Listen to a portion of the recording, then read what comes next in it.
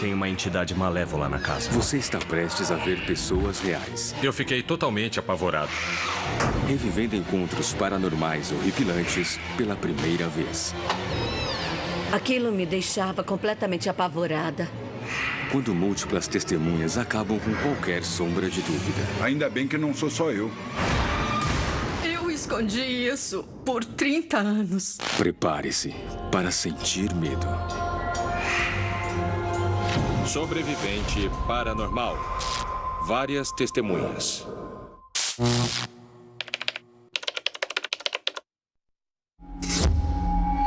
Claquete, História 29, Laurie, Tomada 1.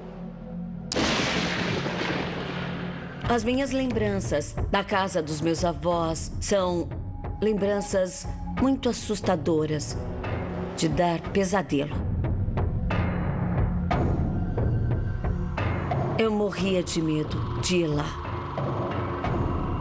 Eu nunca me senti confortável. Eu tinha a sensação de que tinha sempre alguém me observando. Eu sempre ficava tensa, achando que alguma coisa ia acontecer.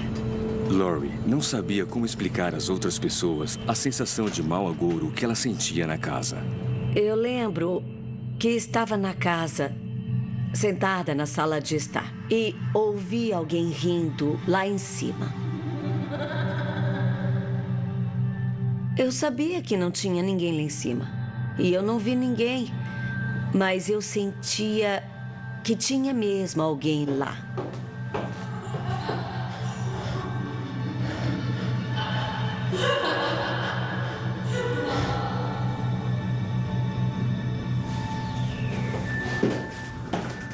A risada que eu ouvi não parecia uma risada assim alegre, como se alguém estivesse rindo de uma piada. Era uma risada meio sinistra, uma risada do tipo: eu vou pegar você. Laurie não era a única sensível à atmosfera da casa. O primo dela também sentia. Quando o tempo não estava bom, a gente ia brincar no porão.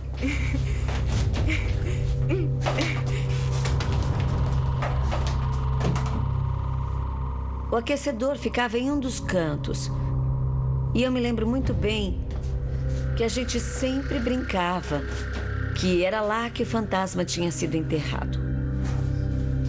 Porque perto do aquecedor tinha uma depressão no chão. E era um chão muito velho, tipo de linóleo sobre a terra. E essa parte do chão afundou com o tempo. E ela tinha o tamanho e o formato de um túmulo. Era muito assustador. Vamos sair daqui. Até o momento, Laurie só visitava a casa dos avós. Mas isso estava prestes a mudar. Meus pais se divorciaram e nós mudamos para a casa dos meus avós. Eu já não estava muito feliz porque os meus pais tinham se separado, mas o fato de ter que morar naquela casa era um pesadelo que tinha se tornado realidade. Eu me senti como se tivesse sido condenada a ir para a cadeia.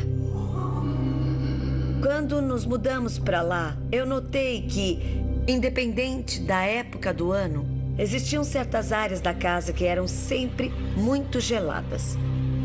Uma delas era o meu quarto.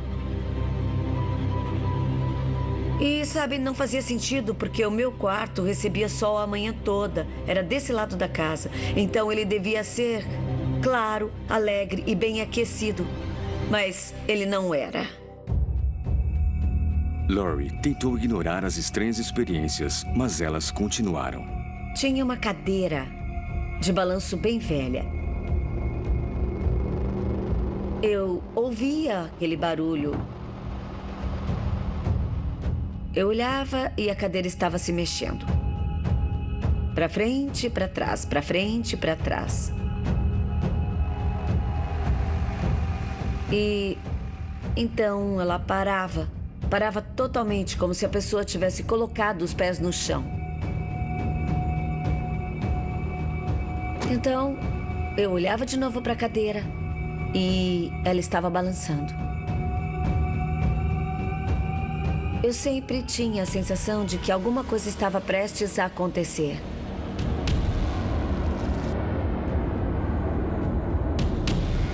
Eu odiava aquela cadeira.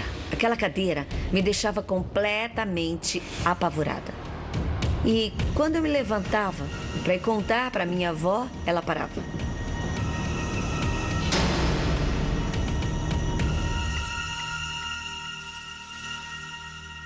A minha avó era uma pessoa muito religiosa. Então, a gente tinha muitas imagens de temas religiosos espalhados pela casa. Então, eu pedi para minha avó uma imagem da Nossa Senhora para colocar no meu quarto. Eu esperava que aquilo fosse diminuir as aparições, ou seja lá o que era aquilo. Mas a entidade não se intimidou. A imagem literalmente caiu da parede.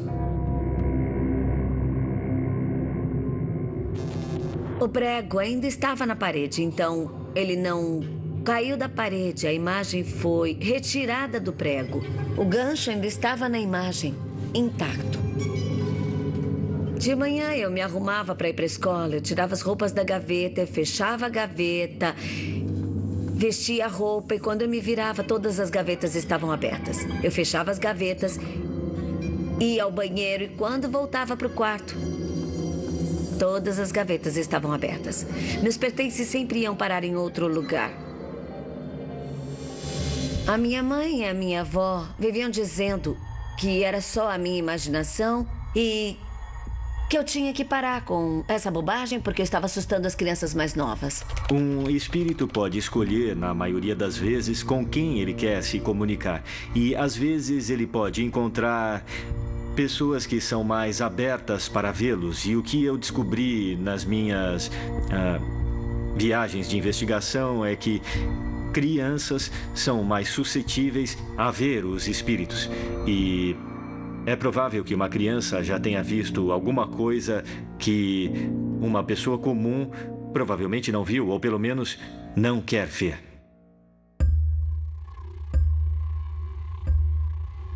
As coisas ficaram muito mais intensas no meu quarto, especialmente.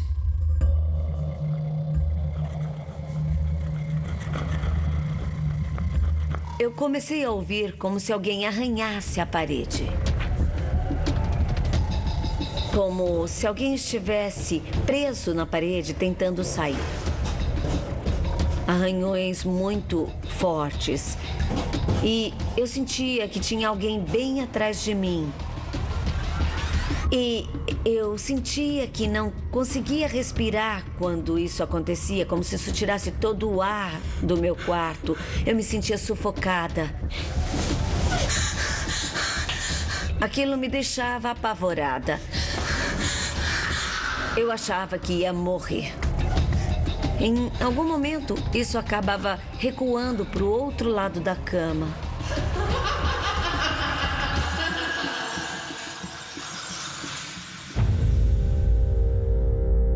Até agora, só Laurie tinha presenciado fenômenos estranhos na casa.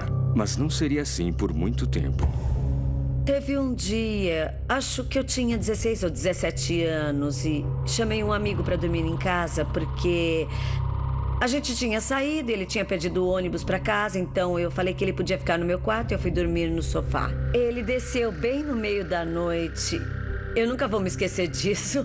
Eu estava dormindo no sofá e ele me acordou e disse: "Eu vou para casa. Eu não consigo dormir no seu quarto." Ele disse que alguma coisa acordou ele. Era escura, estava bem em cima dele.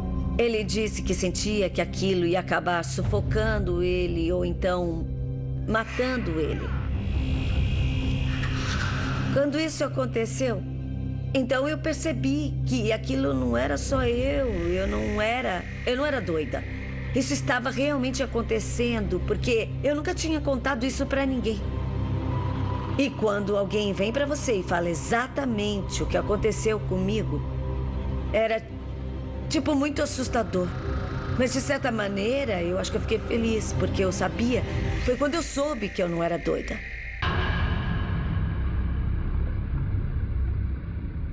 Então, um dia, as minhas amigas e eu resolvemos tentar descobrir quem poderia ser. E o que ele realmente queria fazer. Então, decidimos usar uma tábua Ouija para tentar fazer contato com o espírito que estava na casa. Então, aquilo começou a se mexer muito facilmente. Eu acho que se mexia deliberadamente. Perguntamos, então, o nome e parecia que a gente estava falando com uma mulher. E ela disse que se chamava Fran.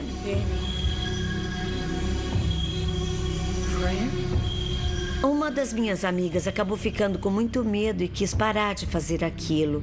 Então ela saiu do círculo.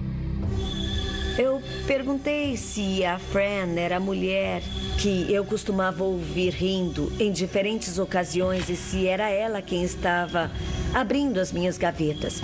A Fran disse que ela tinha morado naquela casa. E ela nos disse que ela tinha cometido suicídio. Se você é alguém que invoca espíritos ou você mexe com, sabe, magia ou esse tipo de coisa, isso tem influências negativas. Se você for até a casa de alguém, é possível que um espírito veja você como uma espécie de ameaça. Uma noite estava no meu quarto dormindo e alguma coisa me acordou. Então eu vi uma mulher parada lá. E vi que ela estava segurando uma corda. E ela estava olhando para mim.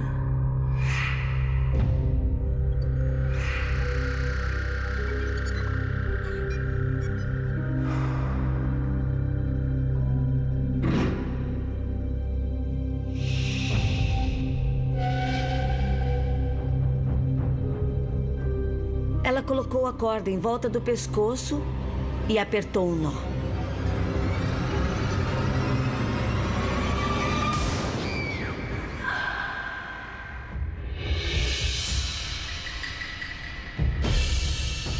Eu estava indo para a beirada da cama. E quando eu cheguei na beirada da cama e fui colocar os pés no chão, ela levantou a cabeça, tirou a corda do pescoço e desceu. Eu fiquei com tanto medo que eu levantei e saí correndo.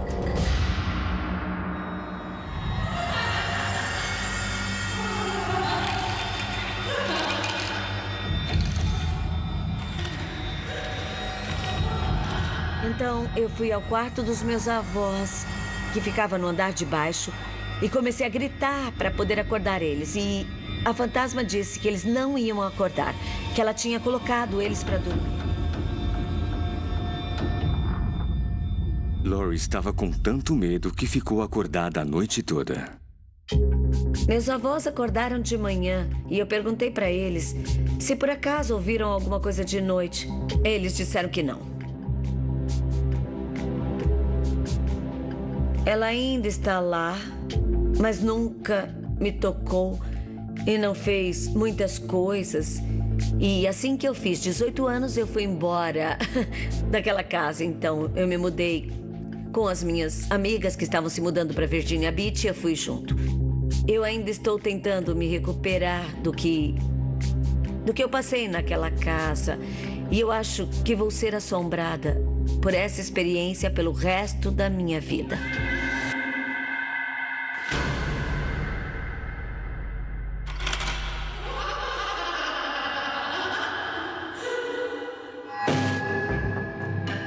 Se mais de uma pessoa testemunha um fenômeno paranormal, isso pode provar que a experiência é real. Mas quando o fenômeno é realmente aterrorizante, o fato de ter várias testemunhas não oferece muito conforto.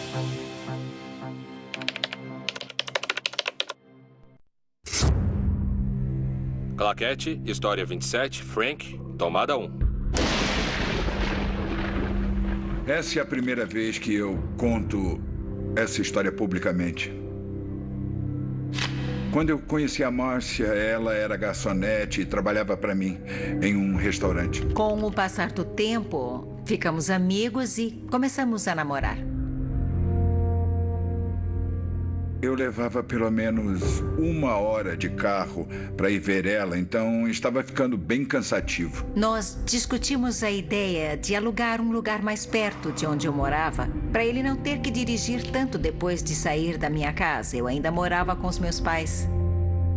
Encontramos uma casa para alugar em Mount Tabor. Na verdade, eles queriam alguém para dividir a casa. E as outras pessoas só ficavam lá durante a semana. Funcionou perfeitamente pra gente, porque ele estava bem perto e não precisava dormir no sofá da casa dos meus pais. Frank se mudou para a casa nova. Ele estava animado com o relacionamento com Márcia. 4 ou 5 semanas de eu ter me mudado, eu estava na sala e as cortinas começaram a se mexer.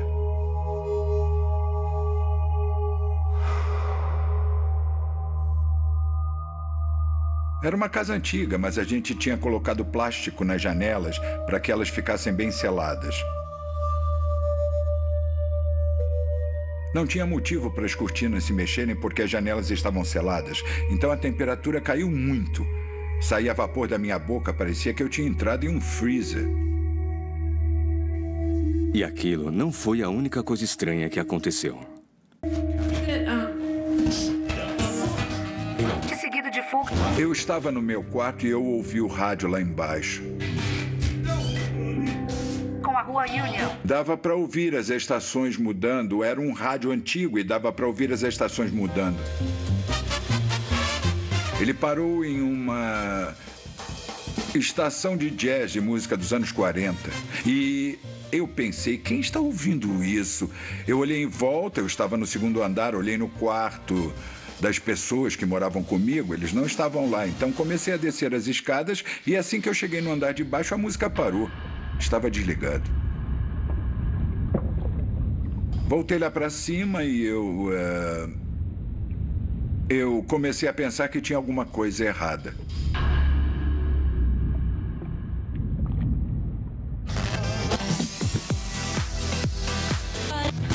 Alguns minutos depois eu ouvi o rádio ligar de novo.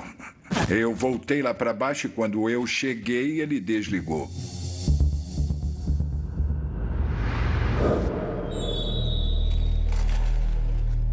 Quando eu ficava no meu quarto, assistindo TV, eu ouvia batidas e golpes, às vezes arranhões. E eu ouvia vozes falando, murmurando. E um dia eu lembro bem que eu estava assistindo TV e eu ouvi atrás de mim no corredor. Então desliguei a TV. Era um murmúrio fraco, então pensei que tinha alguém em casa. Então fui conferir, mas não tinha ninguém. Parou.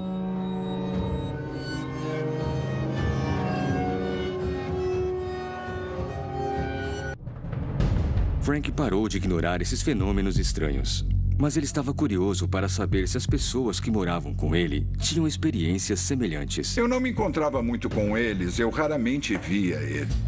Não existia muita comunicação e eu nunca falava com eles quando a gente se encontrava. E aí? E aí, como é que você estão tá? as coisas, cara? Tá tudo bem? Tá, tudo bem. Bom saber. Teve um momento onde um deles, Greg, estava na cozinha. A gente estava conversando banalidade, jogando conversa fora. Aí, cara, você viu aquilo? Não, você viu o quê?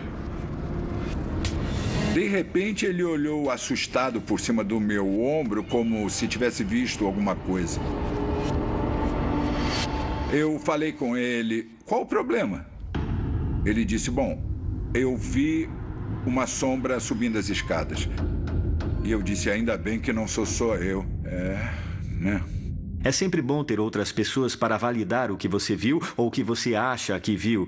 Isso ajuda porque, como investigador, você perde esse senso de investigação quando alguma coisa acontece, porque você quer acreditar que o sobrenatural existe ou acreditar que aquela casa em particular é assombrada. Com a confirmação de que outras pessoas estavam vendo a mesma coisa, Frank finalmente se abriu com Márcia. Eu não acreditei em nada daquilo, porque eu era muito cética. E eu simplesmente não acreditei nele. Deixei pra lá. Eu disse, olha, você deve estar louco. Esquece isso. Na manhã seguinte, Márcia não era mais cética. A gente estava deitado vendo TV e aí... De repente, ouvimos barulho de água. Você ouviu isso? Ouvi. Ai, meu Deus. Eu fui até lá, abri a porta do banheiro e o chuveiro estava ligado e as torneiras abertas.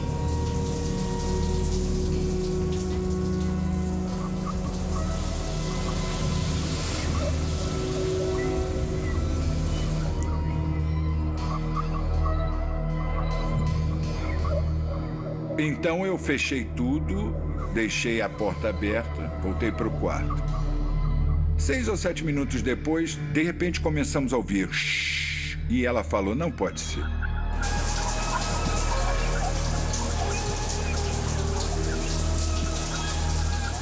Eu disse, é inacreditável, não pode ser verdade, não pode ser. Ela saiu correndo da casa o mais rápido que ela conseguia. Porque naquele momento eu disse, não quero mais ficar aqui.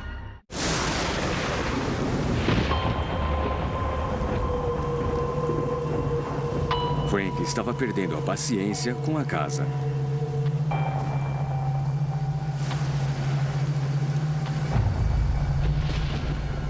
De repente eu ouvi um estrondo de trovões e a energia acabou. Eu não sabia se era só na minha casa ou no bairro todo, eu não tinha certeza. Então fui lá para baixo. Fui até o porão, porque o disjuntor ficava no porão. Encontrei o quadro de distribuição. Enquanto eu fazia isso, ficou muito frio. Eu senti alguma coisa atrás de mim. Eram 2 luzes vermelhas, olhos, não sei dizer o que eram. Fui correndo em direção às portas que se abrem para o quintal. Eu abri a tranca, abri a porta.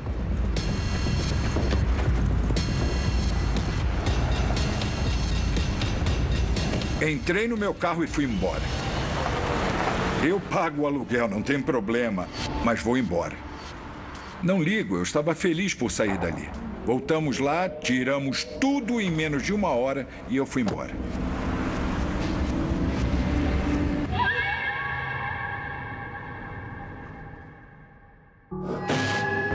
Ser expulso da sua casa por uma entidade é uma experiência assustadora.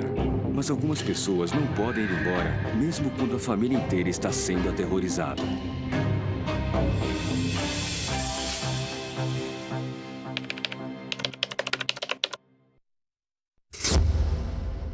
História 24, Cheryl, tomada 1. Meu nome é Cheryl Arnott, sou de Lakewood, Pensilvânia. Ken é meu marido. Nos conhecemos na internet há muito tempo. Decidimos nos juntar e arrumar um lugar para morar. Encontramos uma casa que era... Ela parecia uma casa de rancho. Me apaixonei por ela logo de cara porque a cozinha tinha exatamente o tamanho que eu queria. Quem se mudou para lá foi eu, Ken, meu filho e minha filha. Parecia que era seguro porque era uma boa região. Era um lar. Ia ser um lugar para dividir lembranças, um lugar para dividir nossas vidas. Cheryl e a família dela tinham tudo o que eles queriam. Mas isso foi só nos primeiros dias. A primeira vez que eu percebi uma coisa estranha foi quando fui recolher a roupa suja. Como sempre, fazia isso uma vez por semana. Eu estava separando as roupas e, de repente, tive a sensação de que eu não estava sozinha. Parecia que tinha mais alguém ali. Então, o que eu fiz foi tirar a cesta da minha frente. Eu olhei em volta no corredor. E, então, eu achei que tivesse alguém ali, mas eu não vi ninguém. Você pode ver alguma coisa com o canto do olho, um movimento, e claro, o movimento faz você virar a cabeça para olhar, mas quando você vira a cabeça não tem nada lá, mas você sabe que viu alguma coisa, porque alguma coisa se moveu.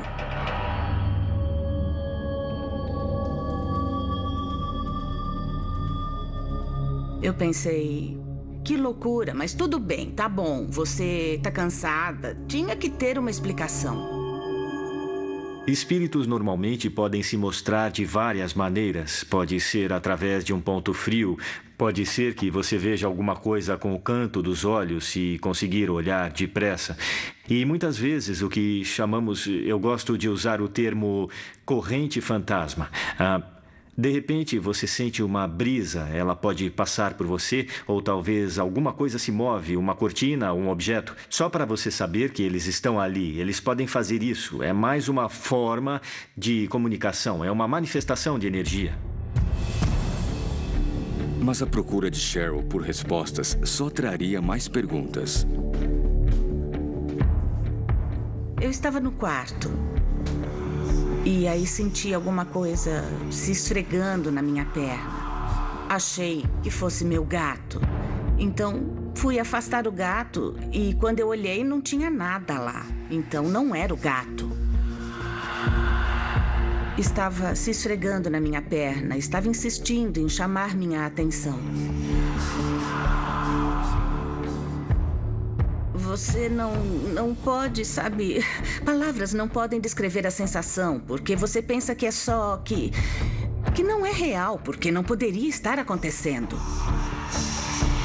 É assustador, porque é um contato físico. Alguma coisa encostou em mim e eu não via nada encostando em mim.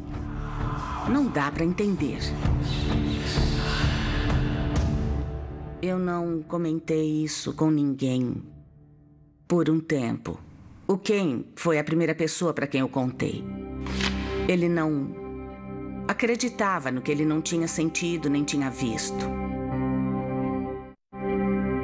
Cheryl tentou ignorar os acontecimentos estranhos e seguir com a vida dela. A Bonnie veio morar com a gente uns 2 ou 3 anos depois que compramos a casa. Ela é como uma mãe para mim. Meus filhos até chamam ela de vovó Bonnie. Ela é uma ótima influência e uma ótima figura materna. Eu confio muito nela. Era como uma grande família. Eu gostava da companhia deles e eles gostavam da minha. Podíamos sempre contar uns com os outros. Eles montaram um quarto para mim no porão.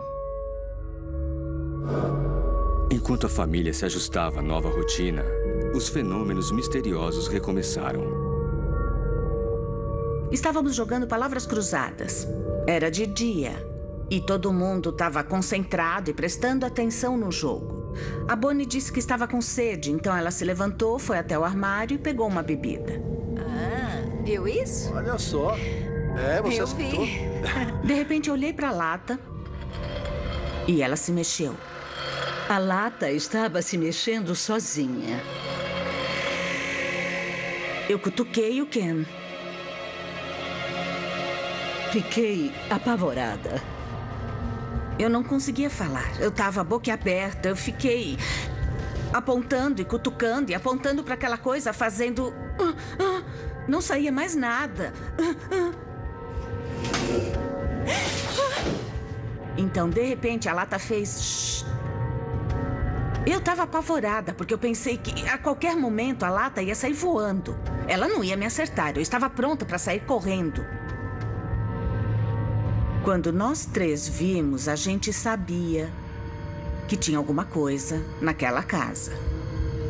E essa coisa queria chamar nossa atenção, mas quem, o quê, por quê, onde, tudo isso eu não tenho a menor ideia. O nosso maior medo era o que poderia acontecer depois. A família estava no limite. Depois daquele dia, a atividade na casa começou a aumentar e toda vez que eu estava saindo da cozinha, indo para a sala, e eu via alguma coisa se aproximando, eu achava que era o Ken, porque a sombra, ou seja, lá o que era do tamanho dele. Ele mede 1,90 e ela vinha na minha direção. Eu virava pensando que era o Ken, e quando eu me virava não tinha nada lá. Eram sempre sombras, sombras escuras.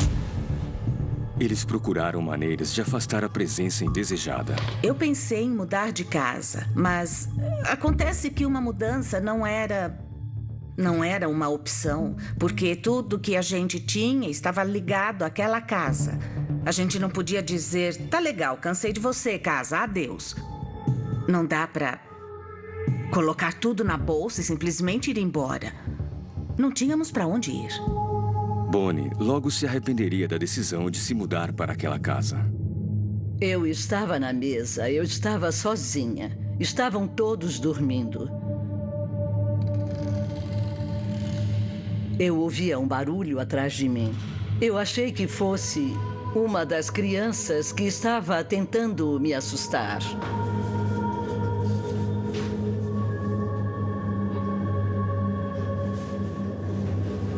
Eu notei sombras. Então comecei a prestar mais atenção.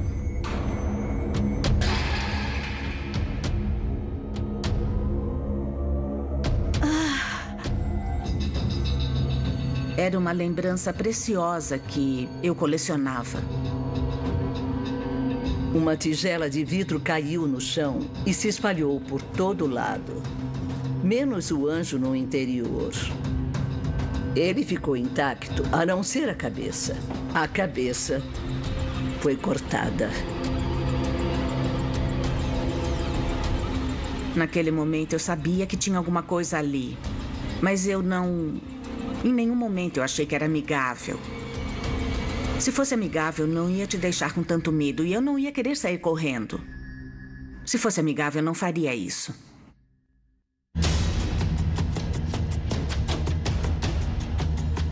Uma noite, meu filho estava no quarto dele. Ele já tinha ido dormir. Ele tinha uma namorada, ela se chamava Nicole.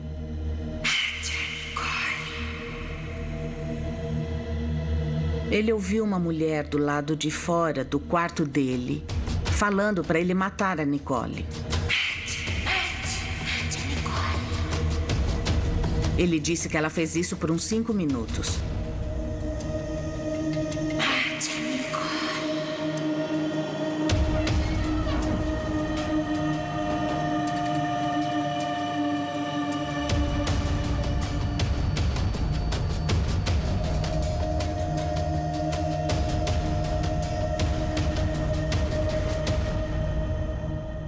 Meu filho ficou apavorado. Qualquer um ficaria. Como essa pessoa ou essa coisa que está fora do meu quarto, como sabe o nome da minha namorada? Como ela sabe alguma coisa? O que mais ela sabe sobre mim? O que mais ela vai dizer?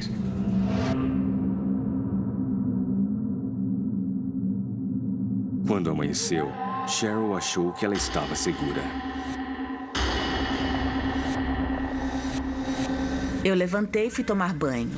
Eu estava lá tomando banho, tinha coisas para fazer, eu estava planejando meu dia.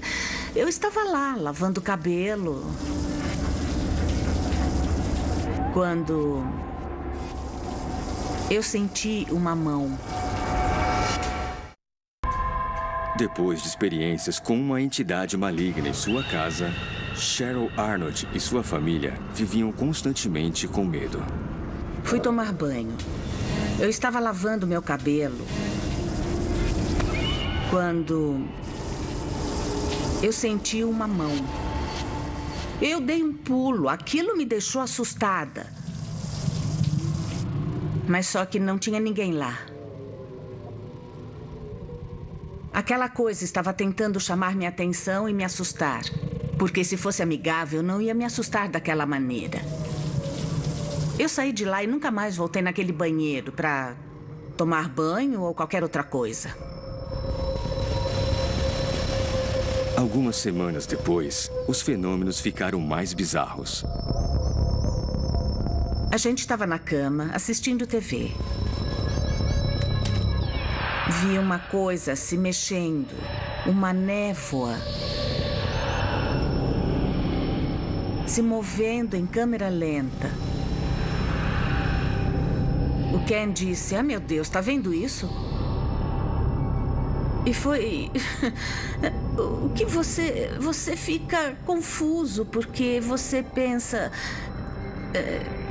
isso não é normal, isso não acontece, isso é uma loucura.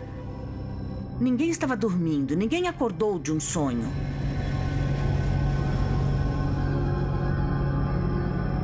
Foi a gota d'água quando esse tipo de coisa começou a acontecer. Eu não aguentava mais.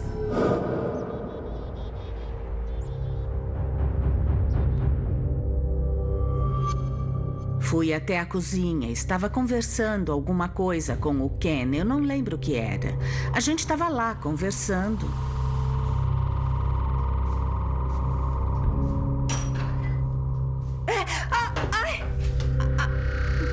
Alguma coisa me empurrou. Eu bati na porta e caí. Eu caí de costas no chão. O Ken veio me ajudar, eu pensei, ah, meu Deus, eu estava lá e não foi... Tipo, sabe, o chão não se mexeu, eu não estava pisando em gelo, nem nada do tipo. Isso é óbvio, sabe? O que aconteceu é que alguém me empurrou. Eu fui empurrada. Eu fui jogada, não era nada amigável. Se fosse uma pessoa na rua, sabe? Uma pessoa não ia admitir isso, porque você pode chamar a polícia se alguém te empurra assim, desse jeito. Sempre que anoitecia, a família tinha medo do que poderia acontecer. Eu estava deitada uma noite e, sabe, parecia que tinha alguém ali. Parecia que tinha alguém atrás de mim.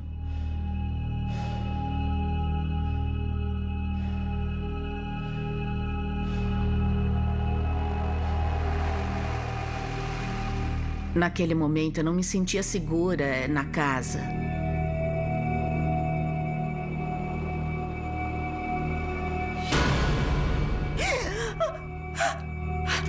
Era uma mulher dessa altura, de pé. Não era uma criança, era uma mulher adulta.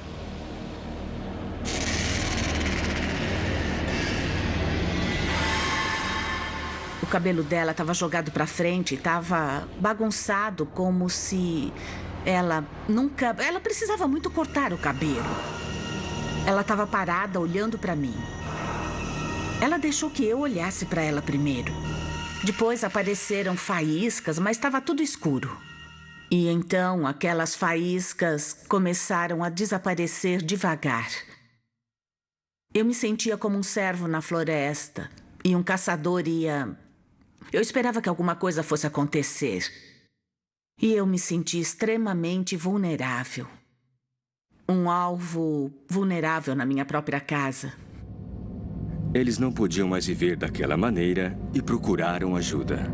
Então foi através de um amigo na rede social que conseguimos encontrar as pessoas certas. Basicamente, o plano era ir até lá, validar a história, se o que eles diziam estava mesmo acontecendo, aquilo de uma vez da casa deles. Você que procura o Senhor, olhe para a rocha. Ele consolará todas as suas tragédias. Ele transformará seu deserto em um Éden e sua solidão no jardim do Senhor. Temos óleo que foi abençoado e vamos em cada quarto e fazemos o sinal da cruz em todas as janelas. E lemos passagens da Bíblia para limpar o quarto. De quarto em quarto. Então, finalmente chegamos lá fora. Assim que chegamos lá fora, abençoamos a porta e isso se faz dos dois lados.